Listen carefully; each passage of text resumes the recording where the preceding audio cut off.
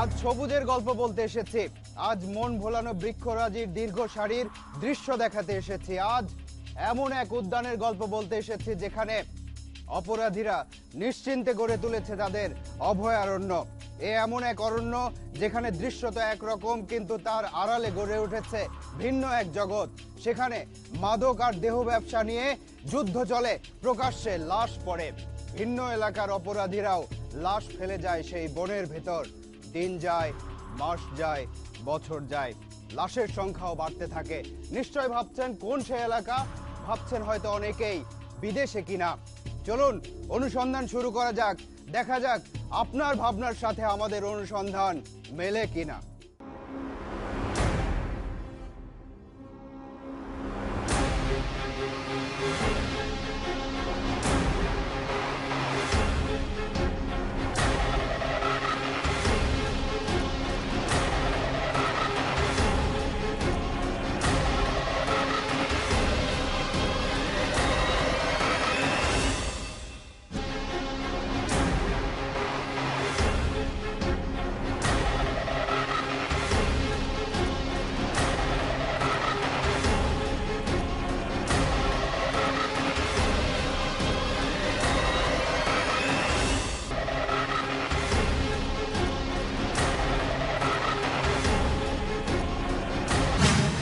একটা বিশাল উদ্যানের ভেতরের ঘটনা নিয়ে অনুসন্ধান করছে তালাশ টিম।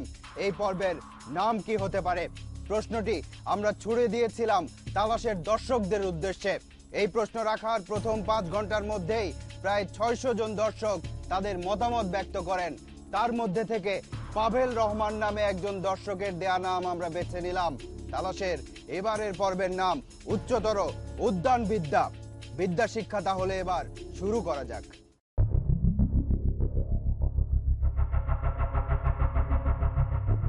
ঢাকা থেকে ময়মনসিংহের দিকে যেতে গাজীপুর চৌরাস্তা পেরোনোর পর 5 থেকে 6 কিলোমিটারের মধ্যেই শুরু হয়ে যায় ভাওয়াল জাতীয় উদ্যানের সীমানা। গাজীপুর জেলা সদর এবং শ্রীপুর উপজেলার প্রায় 5000 হেক্টর জায়গা জুড়ে এই ভাওয়াল জাতীয় উদ্যান। এই উদ্যানের বিভিন্ন বৃক্ষের মধ্যে শাল বৃক্ষের প্রাধান্য আছে গজারি বৃক্ষেরও। তাই স্থানীয়দের কাছে এই উদ্যান শালবন বা গজারি বন নামেও পরিচিত। এক জরিপে দেখা যায় এই উদ্যানে প্রায় 356 প্রজাতির উদ্ভিদ এবং 132 প্রজাতির প্রাণীর উপস্থিতি আছে। 1982 সালে জাতীয় উদ্যান হিসেবে স্বীকৃতি দেওয়ার পর থেকেই ধীরে ধীরে এটি পর্যটন আকর্ষণে পরিণত হতে থাকে। এখানে আসলে গাছপালা অনেক বেশি, যার জন্য পরিবেশটা অনেক মনোরম, যার জন্য আমাদের সবারই অনেক ভালো লাগতেছে। হকার বা এক ধরনের অসাধু যে রকম লোকগুলো আছে তারা মনে করেন বিভিন্ন প্রলোভনের মাধ্যমে সাধারণ স্টুডেন্টের কাছ থেকে বিভিন্নভাবে টাকা পয়সা হাতিয়ে নিচ্ছে। জুল হোসেন, ষাটোর্ধ্ব জুল হোসেনের বাড়ি গাজীপুরের পোড়াবাড়ি এলাকায়। বনের ঝরা পাতা কুড়ানো তার পেশা। এই পাতা বাজারে বিক্রি করে যা আয় হয় তা দিয়েই তার সংসার চলে। কোনো কিছু নাই, কি করবো, মানে পাতা পাতা খড়ি মরি নিয়ে টোহায় নিয়ে বেশি চলি আর কি। এইটাই আমার পেশা। শুধু জুল হোসেন নয়, এই বিশাল উদ্যানকে কেন্দ্র করে জীবিকার উপায় গড়ে উঠেছে অনেক মানুষেরই। বনের ভেতরে বিচিত্র সব কর্মকাণ্ডে জড়িয়ে পড়েছে তারা। ভাওয়াল জাতীয় উদ্যানের বা ন্যাশনাল পার্কের 6 নম্বর গেট। এটি রাজেন্দ্রপুর চৌরাস্তার কাছাকাছি। পার্কের প্রবেশ মুখেই টিকিট কাউন্টার। টিকিটের সাথে একটা সতর্কবাণীও আছে। জঙ্গলের দিকে যায় না, কি আছে ভিতরে গভীর বন বাড়ি, ভিতরে সিনথেটিক এ কথায় শুরুতেই মনে ভয় ঢুকলো। বেশি ভেতরে কি আছে সেটা জানারও আগ্রহ বাড়ল। কিছু দূর যাবার পর আবার বাধা।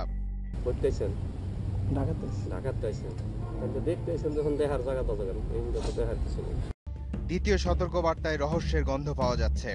একটু পরেই একটা পরিত্যক্ত বাড়ি পাওয়া গেল। ভেতরে কেউ আছে মনে হচ্ছে। ভেতরে ঢোকার আগেই পাওয়া গেল একজনকে, লাকড়ি কোড়াতে এসেছে। জঙ্গলের ভেতরের এই বাড়িতে কি আছে দেখা দরকার। কাউকে পাওয়া গেল না, কিন্তু মানুষের উপস্থিতির প্রমাণ পাওয়া গেল। এরপর আরো মিনিট 20 হাঁটার পর পাওয়া গেল ওয়াচ টাওয়ার এলাকা। একটা চায়ের দোকানে অনেক লোকজন। চেয়ারে বসে থাকা লোকটা অন্যদের এই এলাকা ছেড়ে চলে যেতে বলছে।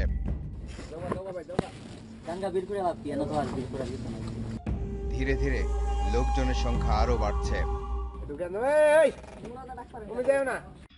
এত লোক একসাথে কোথায় যেতে যাচ্ছে কিছুই বোঝা যাচ্ছে না। এর মধ্যে জঙ্গল থেকে একজন বেরিয়ে এলো। পার্কের নিরাপত্তা কর্মী তাকে আটকে দিল। জঙ্গলের ভেতরে যাওয়ায় তার অপরাধ। এদিকে বাকিরা কোথাও যাবার জন্য একটা ভ্যান চালকের সাথে কথাবার্তা বলছে। জনপ্রতি ৩০ টাকা করে দিলে ভ্যান চালক সবাইকে কাঙ্ক্ষিত গন্তব্যে পৌঁছে দেবে। যাবেন না একজন নিরাপত্তা রক্ষী তেড়ে এলো। বনের মধ্যে একসাথে এতগুলো লোকের আনাগোনা কেন, সে প্রশ্ন এবং সন্দেহ দুটোই ঢুকলো তালাশ টিমের মাথায়। তারা যাচ্ছেই বা কোথায়? এই পর্যটন কেন্দ্রে একসাথে এমন সংঘবদ্ধ উপস্থিতির কি উদ্দেশ্য থাকতে পারে? এসব প্রশ্নের উত্তর জানতে চলমান ঘটনাতেই নজর রাখলো তালাশ টিম। আরো বেশ কিছুক্ষণ পর বন কর্মকর্তা এলেন ঘটনাস্থলে। নিরাপত্তা রক্ষীরা তাদের কর্মকর্তার কাছে ঘটনার বিবরণ দিচ্ছে।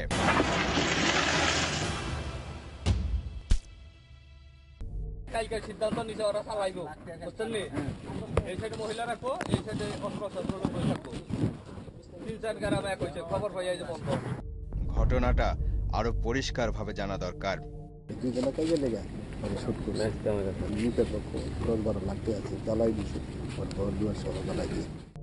এই তাহলে ঘটনা জাতীয় উদ্যানের ভেতরে, তাহলে এই ব্যবসা। এই ব্যবসার আধিপত্য বিস্তারকে কেন্দ্র করেই কুচিয়ামারা গ্রামে গোলাগুলি হয়েছে। তাতে সবকিছু আপাতত ওলটপালট হয়ে আছে। কিন্তু এই ভ্যান চালক জানে কোথায় গেলে এই লোকজনের উদ্দেশ্য পূরণ হবে।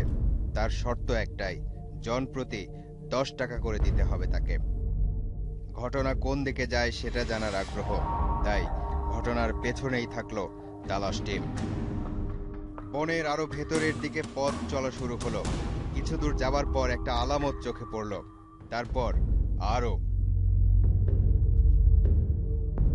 কিন্তু আশেপাশে কেউ নেই। খুঁজতে খুঁজতে আরো সামনে যেতেই কয়েকজনকে একসাথে ছুটতে দেখা গেল। একজনের পিছু নিল তালাশ টিম।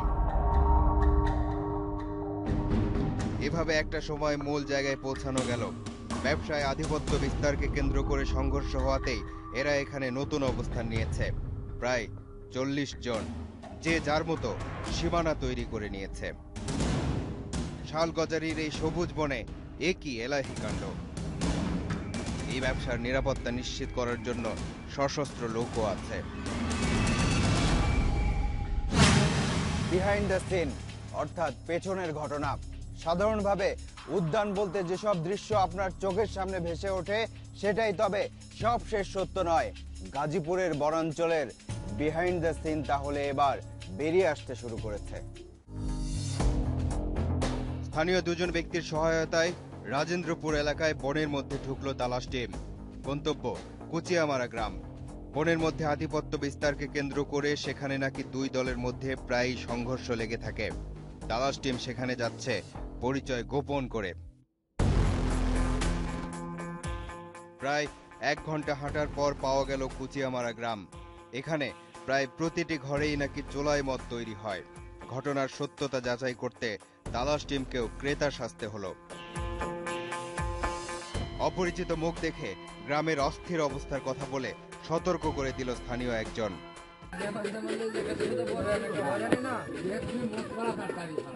একটু পর মদ নিয়ে আসলো একজন।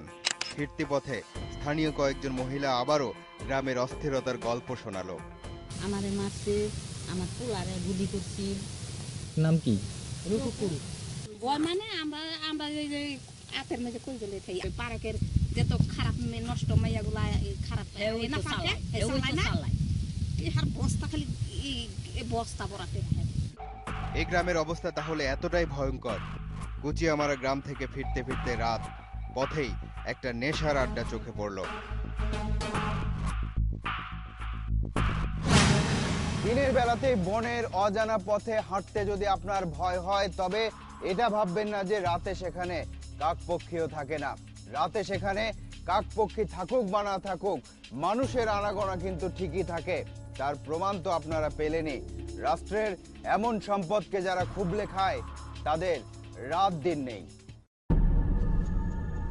বনের পরিবেশ দিন দিন বদলে যাচ্ছে। এই জায়গাটা দেখুন, কিছুদিন আগেও এখানে ঘন বন ছিল। এখনো যে কয়েকটা গাছ আছে সেগুলো কয়েকদিন পর কাটা হয়ে গেলে গড়ে উঠবে এরকম শিল্প কারখানা। বনের ভেতরেও চলছে গাছ কাটার উৎসব। গাছ কেটে সমতল ভূমির পরিমাণ বাড়ানো হচ্ছে, আর ধীরে ধীরে গড়ে উঠছে শিল্প কারখানা, রেস্ট হাউস, আরও নানান উন্নয়নমূলক স্থাপনা। এমন উন্নয়নের জোয়ারেই কোণঠাসা হয়ে পড়ছে বন।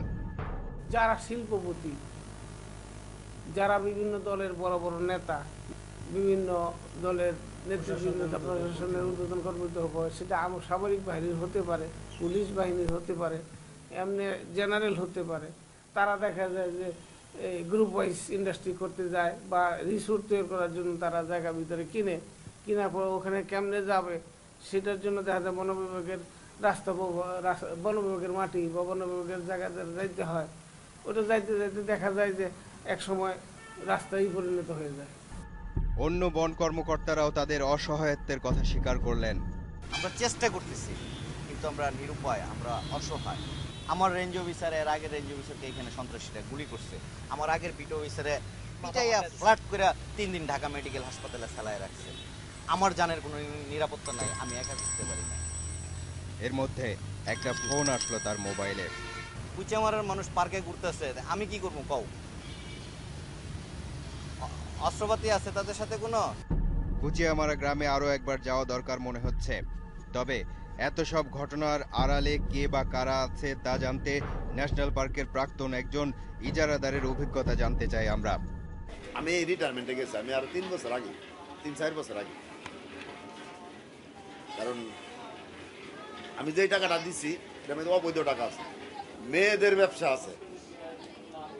এই পার্কের ভিতরে আমরা মিনিমাম সবসময় 200-300 মেয়ে থাকে। গাজীপুরের বনাঞ্চলকে কেন্দ্র করে এই ব্যক্তিরও ভিন্ন রাজত্ব গড়ে তোলার তথ্য আছে তালাশ টিমের কাছে, আর এখন খাচ্ছে অন্যরা। এসব কথা শুনতে শুনতে ওই কুচিয়ামারা গ্রামে কিন্তু যাওয়াই হলো না।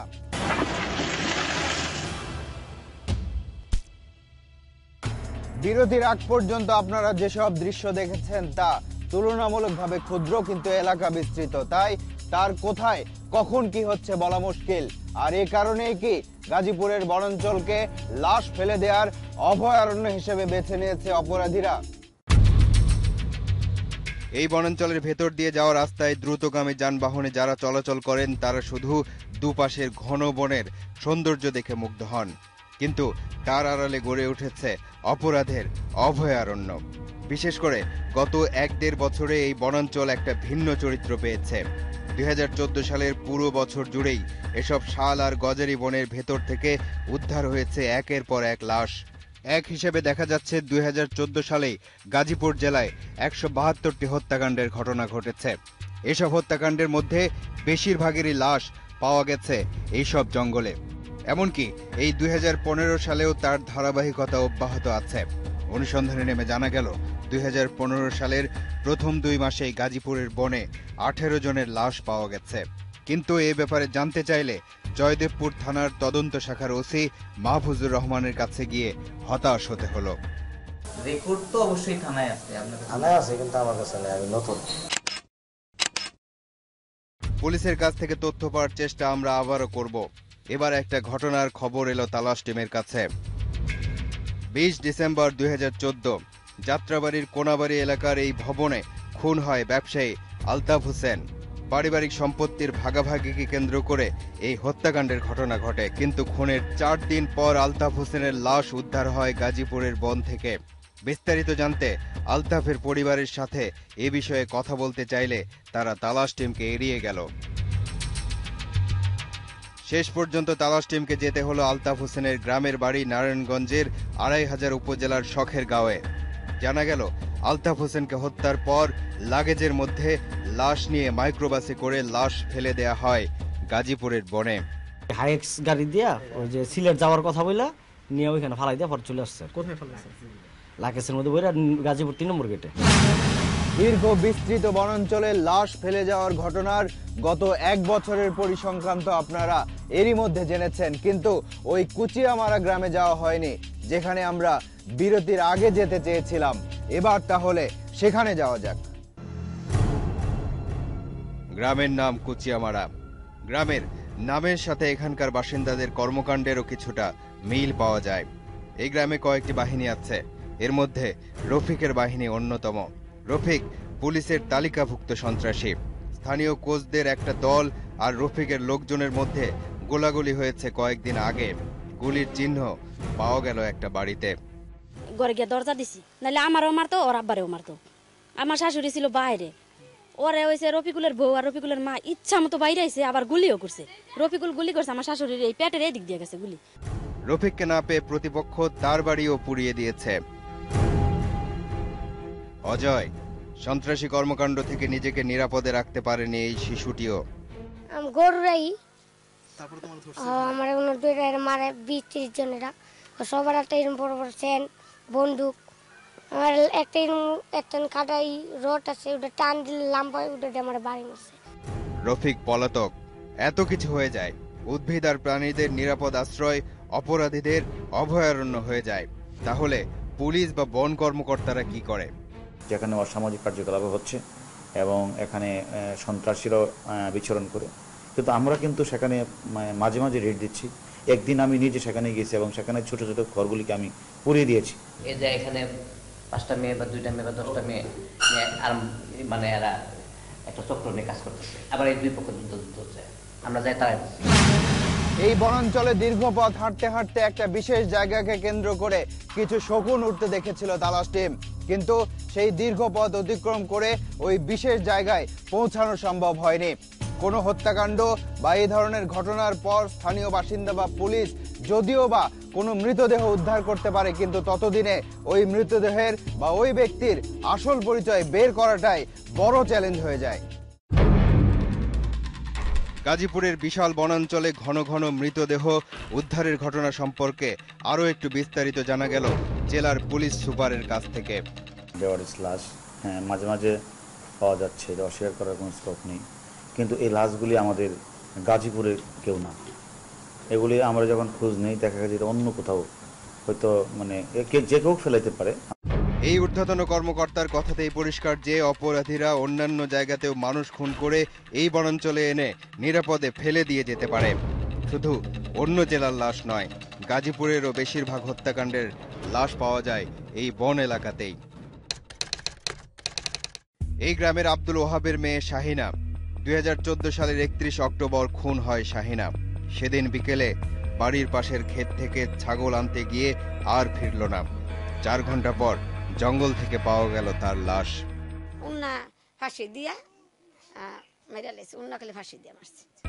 শাহিনার বাবা তালাশ টিমকে ঘটনাস্থলে নিয়ে গেল। গাজীপুর সদর উপজেলার ভাওরাইদ গ্রাম। এই গ্রামের নাসির উদ্দিনের মেয়ে নাসিমা খাতুন মুন্নি মডেলিং করত। একদিন কাজে বের হয়ে আর বাড়ি ফেরেনি মুন্নি। তার 5 দিন পর বাড়ির পাশের জঙ্গলেই মুন্নির লাশ পাওয়া যায়। মুন্নির 2 মেয়ে মনীষা ও আনিকা এখন নানা নানির কাছে থাকে। মুন্নির লাশ যেখানে পাওয়া যায় সেটাও বাড়ি থেকে বেশি দূরে নয়। মুন্নির বাবা কি যেন একটা খুঁজে পেয়েছে। এই যে আমার মেয়ের দাঁত পাইছি, এই যে দেখেন আমার মেয়ের দাঁত। মুন্নির দাঁত। ভাওয়াল জাতীয় উদ্যানকে কেন্দ্র করে কারা লুটপাটের ব্যবসা গড়ে তুলেছে তার কিছুটা ধারণা পাওয়া গেছে। সময়ের পরিবর্তনের সাথে সাথে এসব চরিত্রের চেহারাও বদলায়, কিন্তু বন আর রক্ষা পায় না। আর খুনোখুনির ঘটনাগুলোর সাথে কারা জড়িত বা কারা লাশ ফেলে যাচ্ছে সেটাও খুঁজে বের করার উপায় আইন শৃঙ্খলা রক্ষাকারী বাহিনী নিশ্চয় বের করতে পারবেন বলেই আমাদের বিশ্বাস। এবার যেতে হবে। আজ চলে যাচ্ছি কিন্তু যাচ্ছি না। পরবর্তী অনুসন্ধান শেষে তালাশ টিম আবারও এসে দাঁড়াবে আপনাদের সামনে। দর্শক, আপনাদেরকে নিয়ে আপনাদের জন্য এই অনুষ্ঠান। লিখুন এই ঠিকানায়। প্রযোজক তালাশ, ইন্ডিপেন্ডেন্ট টেলিভিশন, 149-150 তেজগাঁও শিল্প এলাকা, ঢাকা 1208। ইমেইল করতে পারেন talas@independent24.tv এই ঠিকানায়। আপনার অনুসন্ধানী মনের দরজা জানালা খোলা রাখুন। কিছু বেরিয়ে এলে আমাদেরকে জানান। তালাশ টিম থাকবে আপনার সাথে।